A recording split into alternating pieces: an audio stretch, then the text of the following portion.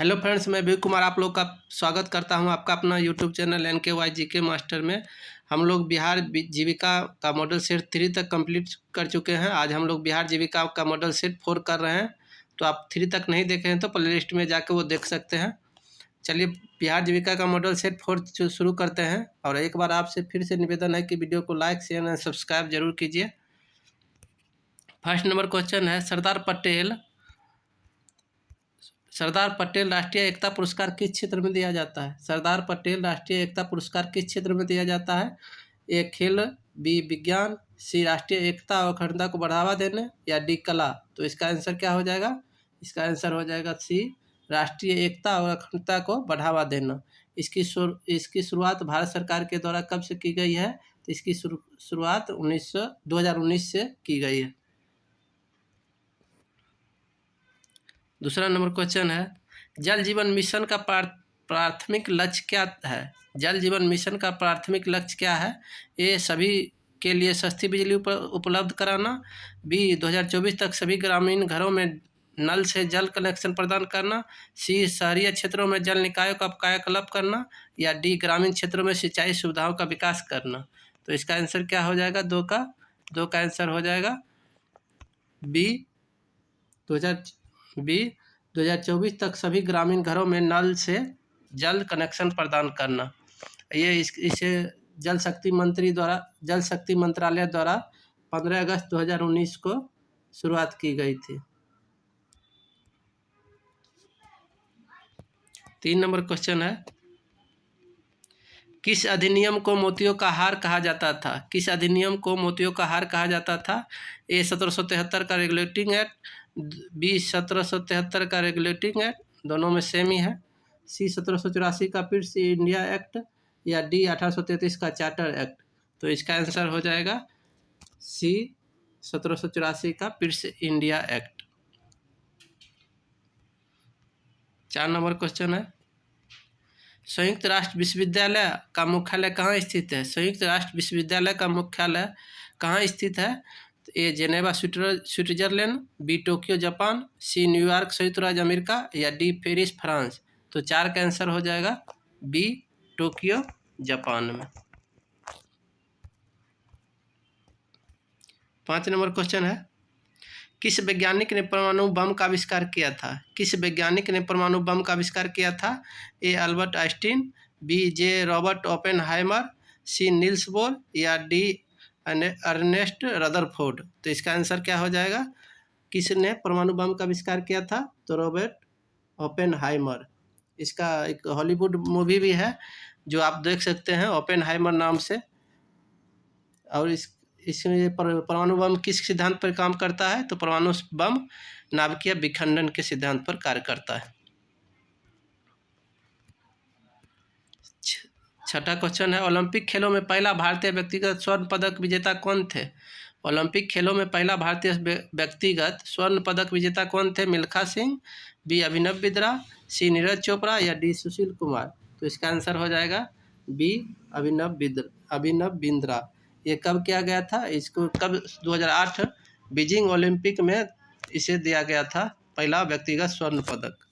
कब दिया गया था? 2008 बीजिंग ओलंपिक में 10 मीटर एयर पिस्टल में। 7 नंबर क्वेश्चन है,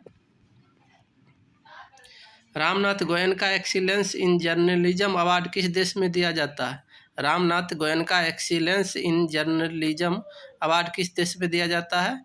यूनाइटेड किंगडम में, संयुक्त राज्य अमेरिका में, सी भारत में, या डी ऑस्ट्रेलिया में। तो इसका आंसर हो जाएगा क्या? सी भारत में।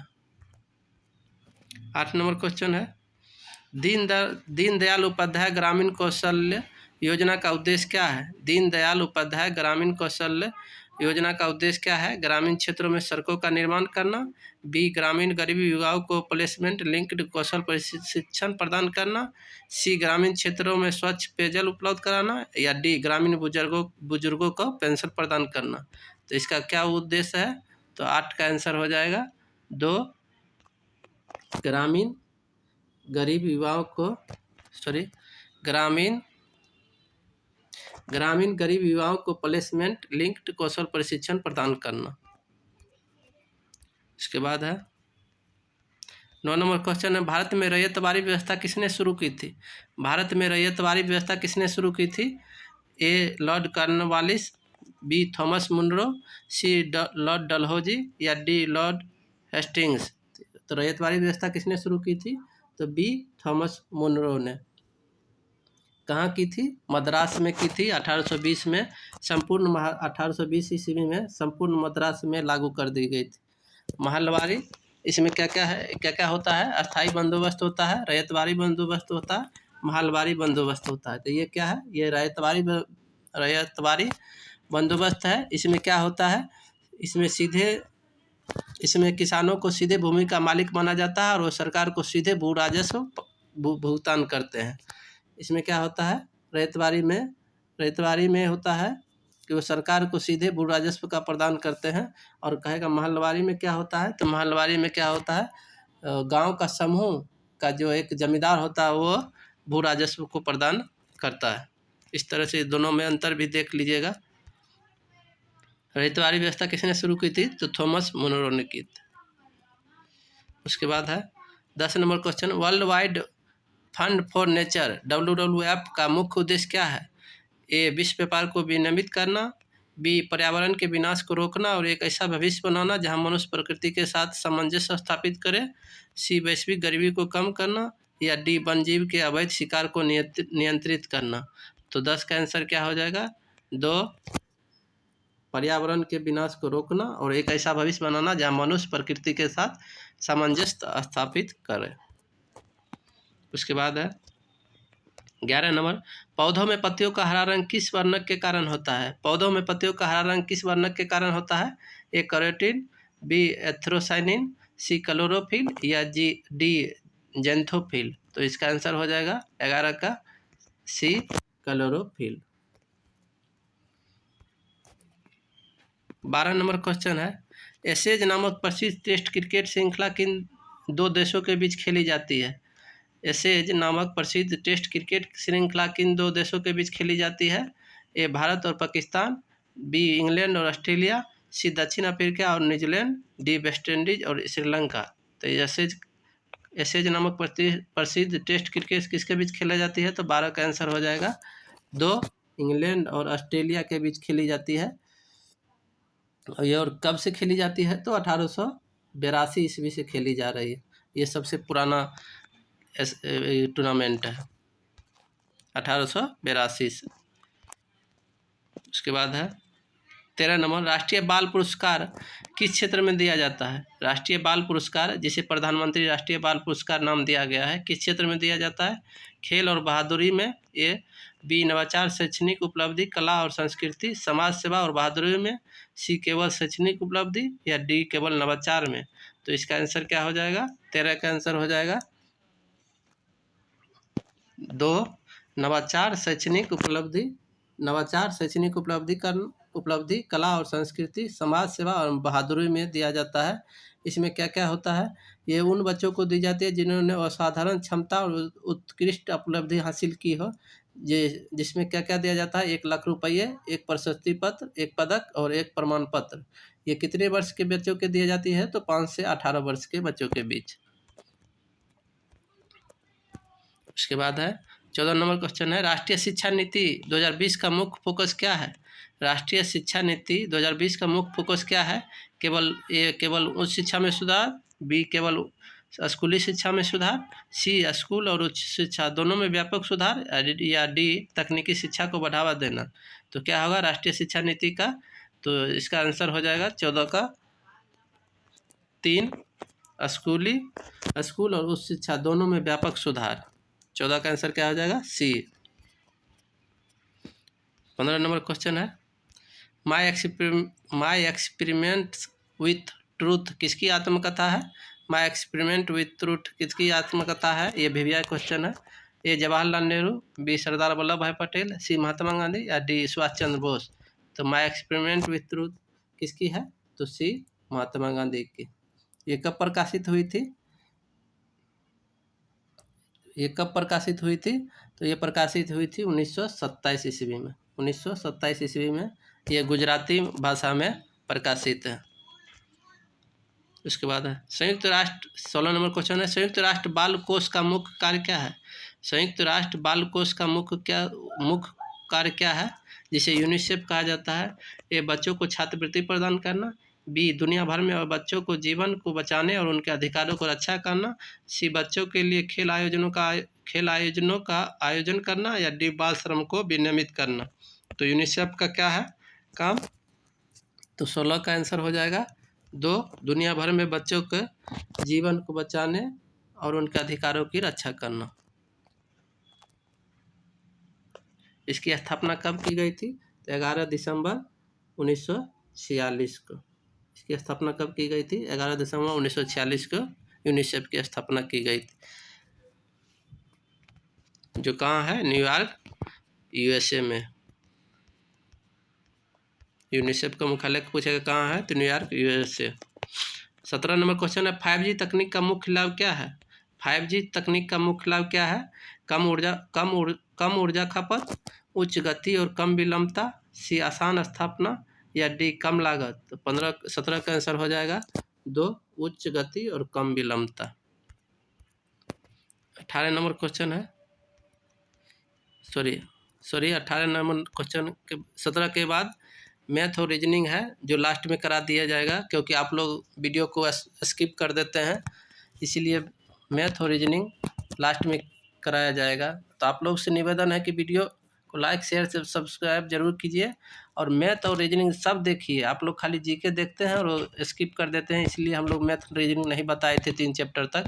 तो मैथ रीजनिंग हम लोग बताने का प्रयास करेंगे, लेकिन आप लोग देखने का प्रयास कीजिए। तो लास्ट में मैथ और रीजनिंग बता देंगे। तो 41 नंबर क्वेश्चन है, निम्नलिखित में से कौन एक ऑपरेटिंग सिस्टम का कोर है? निम्नलिखित में से कौन एक ऑपरेटिंग सिस्टम का कोर है? तो एक कर्नेल, बी जेनिक्स, सी डिवाइस ड्राइवर, या डी वेंचुरा। तो 41 का आंसर हो जाएगा ए कर्नेल। इसके बाद है 42 नंबर क्वेश्चन, निम्नलिखित में से कौन सा वर्ड प्रोसेसिंग सॉफ्टवेयर नहीं है? निम्नलिखित में से कौन सा वर्ड प्रोसेसिंग सॉफ्टवेयर नहीं है? ए नोटपैड, बी MS एक्सेल, सी MS वर्ड, या डी वर्ड पैड। तो इसमें क्या हो जाएगा आंसर? इसका आंसर हो जाएगा MS एक्सेल, क्योंकि देखिए वर्ड प्रोसेसिंग पूछ रहा है। वर्ड प्रोसेसिंग में नोटपैड में भी वर्ड लिख सकते हैं, MS वर्ड में भी लिख सकते हैं और वर्ड पैड में भी लिख सकते हैं, लेकिन MS एक्सेल में नहीं लिख सकते हैं। तो इसीलिए ध्यान रखिएगा, वर्ड प्रोसेसिंग सॉफ्टवेयर कौन सा नहीं है? तो MS एक्सेल नहीं है। 43 नंबर क्वेश्चन है, निम्नलिखित में से कौन सा एक एप्लीकेशन सॉफ्टवेयर नहीं है? निम्नलिखित में से कौन सा एक एप्लीकेशन सॉफ्टवेयर नहीं है? Internet software, education software, C programming language translator software, या डी पर्सनल असिस्टेंट सॉफ्टवेयर। तो क्या है सॉफ्टवेयर नहीं है? 43 का आंसर हो जाएगा 3, ये प्रोग्रामिंग लैंग्वेज ट्रांसलेटर सॉफ्टवेयर, ये सॉफ्टवेयर नहीं है। 44 नंबर क्वेश्चन है, निम्नलिखित में से कौन अधिकृत व्यक्तियों के लिए आकस्मिक या जानबूझकर प्रकटीकरण या अनाधिकृत संशोधन या विनाश के खिलाफ डेटा की सुरक्षा को संदर्भित करता है? तो A database, B data redundancy, C data security, या डी प्राइवेसी डाटा। तो 44 का आंसर क्या हो जाएगा? 44 का आंसर हो जाएगा सी डाटा सिक्योरिटी। 44 के बाद है 45, क्या एक प्रकार का मेलवेयर है जिसे अक्सर वैध सॉफ्टवेयर के रूप में छिपाया जाता है? इसमें से निम्नलिखित में से क्या एक प्रकार का मेलवेयर है जिसे अक्सर वैध सॉफ्टवेयर के रूप में छिपाया जाता है? ए ट्रोजन, बी रैंसमवेयर, सी रूटकिट, या डी कीलॉगर। तो इसका आंसर हो जाएगा ए ट्रोजन। 46 नंबर क्वेश्चन है, क्या एक सांख्यिक प्रोग्राम या कोड है जो स्वयं को सॉफ्टवेयर के दूसरे भाग से जोड़ता है और फिर उस सॉफ्टवेयर के चलने पर खुद को पुनः पेश करता है? तो 46 का आंसर क्या हो जाएगा? 2, वायरस एक सोर्सिंग प्रोग्राम या कोड है जो स्वयं को सॉफ्टवेयर के दूसरे भाग से जोड़ता है और फिर उस सॉफ्टवेयर के चलने पर खुद को पुनः पेश करता है। तो क्या हो जाएगा? वायरस। उसके बाद है 47 नंबर क्वेश्चन है, MS वर्ड 365 में केवल विशिष्ट पेजों को चुनने के लिए प्रिंट सेटिंग के निम्नलिखित में से कौन से विकल्प का उपयोग किया जाता है? A print all pages, B print all pages, C print selection, या डी कस्टम प्रिंट। तो इसका आंसर हो जाएगा 47 का 4 custom print, sorry custom print. इसके बाद है 48 नंबर क्वेश्चन, निम्नलिखित में से कौन सा MS पावरपॉइंट 365 में एक मान्य फाइल प्रारूप नहीं है? तो ए .pptm, .pwpt, .ppt या .pptx। तो क्या हो जाएगा? एक प्रारूप नहीं है, तो 48 का आंसर हो जाएगा 2 .pwpt, ये नहीं है। उसके बाद है URL का पूर्ण रूप क्या है? URL का पूर्ण रूप क्या है? A uniform resource locator, B universal remote land, C uniform remote locator, या डी यूनिवर्सल रिसोर्स लोकेटर। तो कंफ्यूज नहीं होना है, एक बार फिर से देख लीजिए। URL का पूर्ण रूप क्या है? Uniform resource locator, universal remote land, uniform remote locator, universal resource locator. तो इसका आंसर क्या हो जाएगा? 49 का ये हो जाएगा यूनिफॉर्म रिसोर्स लोकेटर। ये सब ध्यान रखिएगा, यूनिफॉर्म रिसोर्स लोकेटर हो जाएगा। उसके बाद है 49 के बाद 50 नंबर क्वेश्चन है, नीति एक ऐसे इनपुट डिवाइस का उपयोग करना चाहती है जो उपयोगकर्ता की उंगलियों की गति और नीचे की ओर दबाव को महसूस करके काम करता है। उसे निम्नलिखित में से क्या उपयोग करना चाहिए? ए scanner, be touch pad, C light pen, या डी कीबोर्ड। तो क्या हो जाएगा? 50 का आंसर हो जाएगा 2 टच पैड। उसके बाद है 51 नंबर क्वेश्चन, पंचायती राज संस्थाओं की राजकोषीय स्वायत्तता क्यों महत्वपूर्ण है? पंचायती राज संस्थाओं की राजकोषीय स्वायत्तता क्यों महत्वपूर्ण है? ए केवल केंद्र सरकार पर निर्भरता बढ़ाने के लिए, बी स्थानीय विकास परियोजनाओं के लिए धन जुटाने और उपयोग करने में उन्हें अधिक स्वतंत्रता देने के लिए, सी केवल निजी कंपनियों को लाभ पहुंचाने के लिए, या डी स्थानीय स्तर पर कर लगाने पर रोक लगाने के लिए। तो इसका आंसर क्या हो जाएगा? 51 का आंसर हो जाएगा 2 स्थानीय विकास परियोजनाओं के लिए धन जुटाने और उपयोग करने में उन्हें अधिक स्वतंत्रता देने के लिए। उसके बाद है 52 नंबर क्वेश्चन है, ग्रामीण गरीबी की परिभाषा में कौन सा एक कारक शामिल है? ग्रामीण गरीबी की परिभाषा में कौन सा एक कारक शामिल है? ए उच्च आय और अच्छी शिक्षा, बी आय, उपयोग, स्वास्थ्य और शिक्षा जैसे बुनियादी आवश्यकताओं तक पहुंच की कमी, सी केवल भोजन की कमी, या डी केवल रोजगार के अवसर। तो इसका आंसर हो जाएगा 52 का 2 आय, उपयोग, उपभोग, स्वास्थ्य और शिक्षा जैसे बुनियादी आवश्यकताओं तक पहुंच की कमी। उसके बाद है 53 नंबर क्वेश्चन है, SHG के सदस्यों में नेतृत्व विकास का क्या महत्व है? SHG के सदस्यों में नेतृत्व विकास का क्या महत्व है, जिसे लीडरशिप डेवलपमेंट कहा जाता है?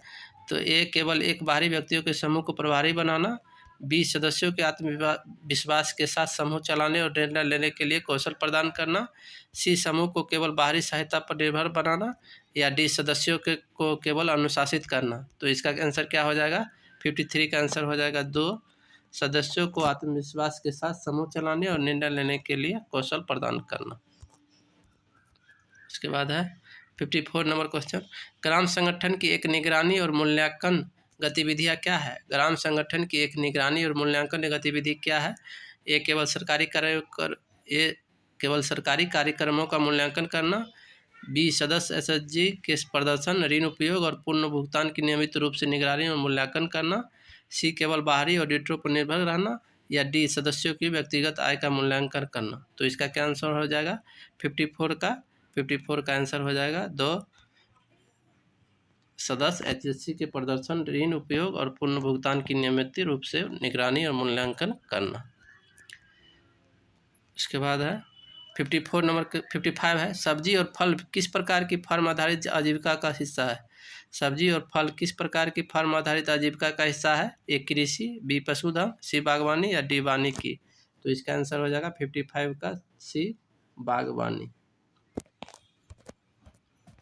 उसके बाद है 56 नंबर क्वेश्चन है, गैर फार्मिंग आजीविका संवर्धन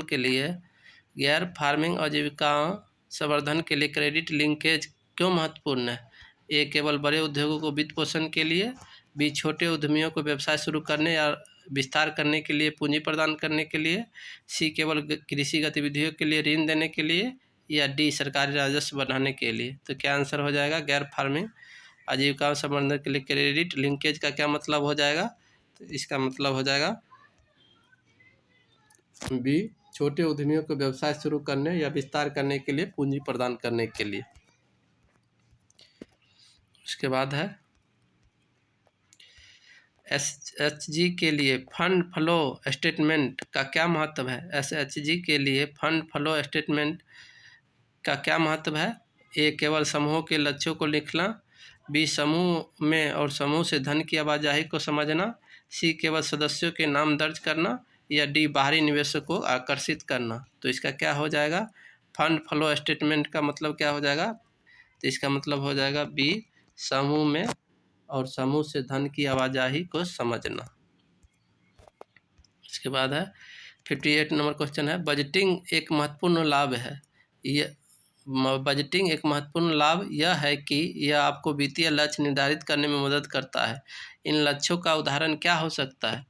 केवल वर्तमान में अधिक खर्च करना, बच्चों की शिक्षा के लिए बचत करना या नया व्यवसाय शुरू करना, सी कोई लक्ष्य निर्धारण न करना, या डी केवल बाहरी दान पर निर्भर रहना। तो इसका क्या उद्देश्य हो जाएगा वित्तीय लक्ष्य का?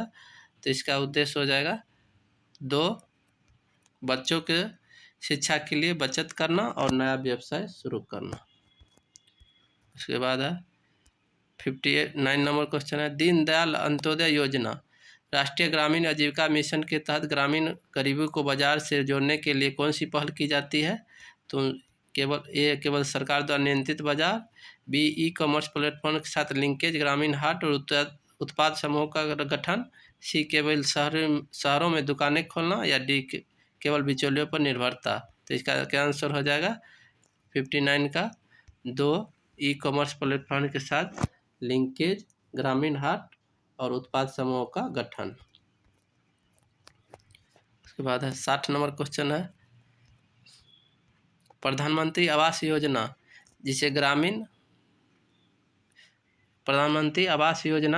ग्रामीण आवास दिवस का क्या महत्व है? प्रधानमंत्री आवास योजना जिस ग्रामीण PMKYG के तहत आवास दिवस का क्या महत्व है?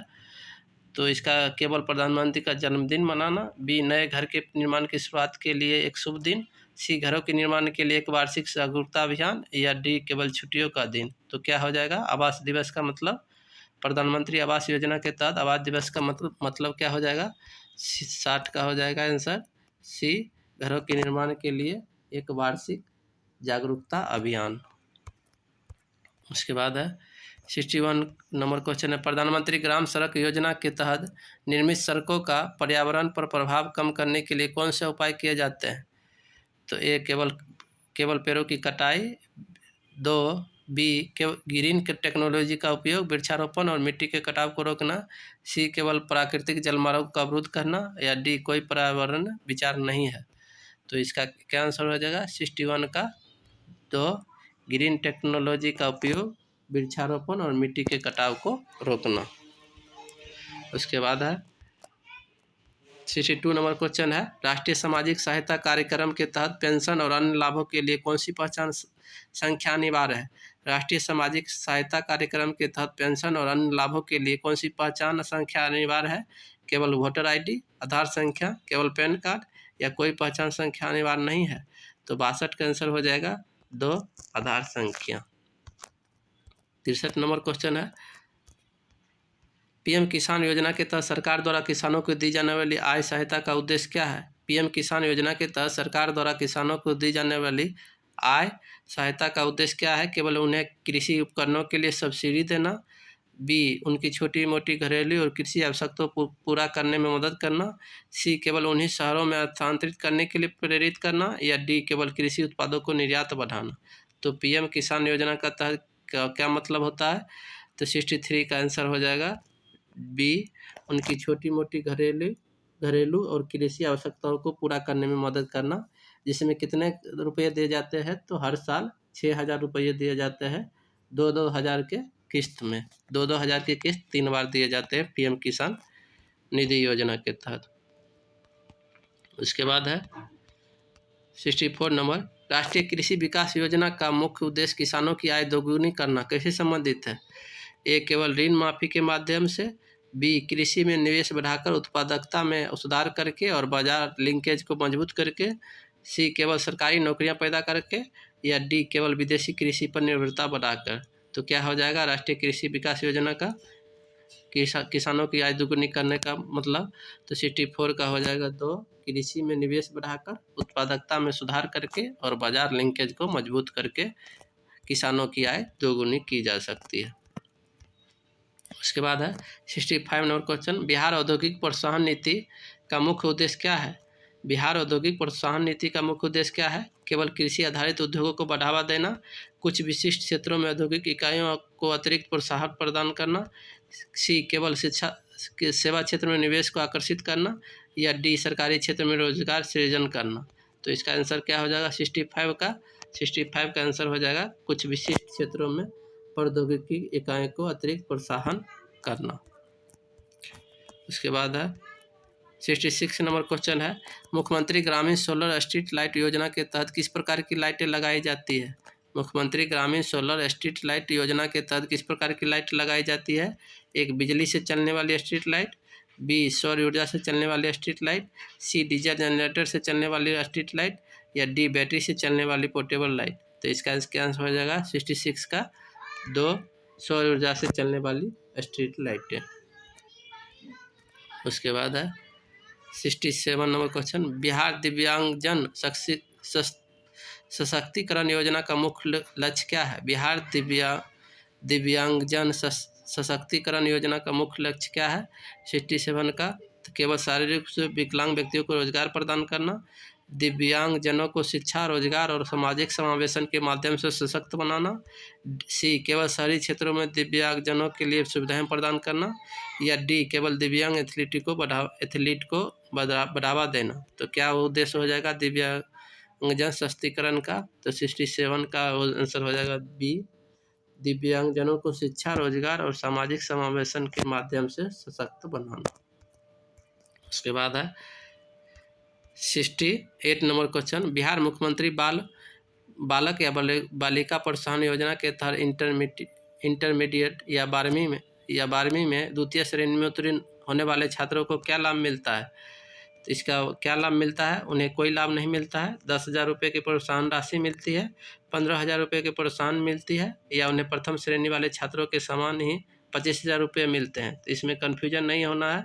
ये देखिए क्या कहा गया है, बिहार मुख्यमंत्री बालक या बालिका प्रोत्साहन के तहत 12वीं में द्वितीय श्रेणी से उत्तीर्ण होने वाले छात्र, तो द्वितीय श्रेणी से उत्तीर्ण वाले छात्रों को कोई लाभ नहीं मिलता है।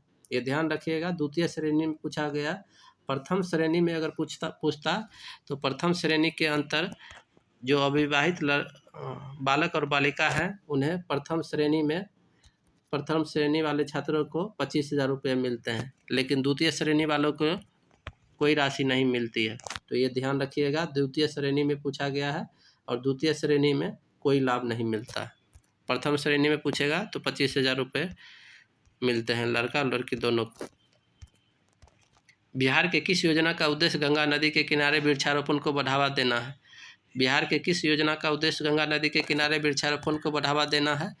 ए, जल जीवन हरियाली अभियान। बी, गंगा किनारे वृक्षारोपण योजना। सी, मुख्यमंत्री पौधशाला योजना। या डी, हरित क्रांति योजना। तो 69 का आंसर हो जाएगा 2, गंगा किनारे वृक्षारोपण योजना। उसके बाद है 70 नंबर क्वेश्चन है, मुख्यमंत्री पिछड़ा वर्ग या अति पिछड़ा वर्ग प्रवेश की उत्तर छात्रवृत्ति योजना के तहत कौन से छात्र लाभान्वित होते हैं? केवल मैट्रिक से पहले के छात्र, मैट्रिक के बाद के उच्च शिक्षा प्राप्त करने वाले पिछड़ा वर्ग और अति पिछड़ा वर्ग के छात्र, केवल इंजीनियरिंग के छात्र, या केवल समान वर्ग के छात्र। तो इसका आंसर क्या हो जाएगा? 70 नंबर क्वेश्चन का आंसर हो जाएगा 2, मैट्रिक के बाद उच्च शिक्षा प्राप्त करने वाले पिछड़ा वर्ग और अति पिछड़ा वर्ग के छात्रों को ये प्रोत्साहन दी जाती है। इस तरह से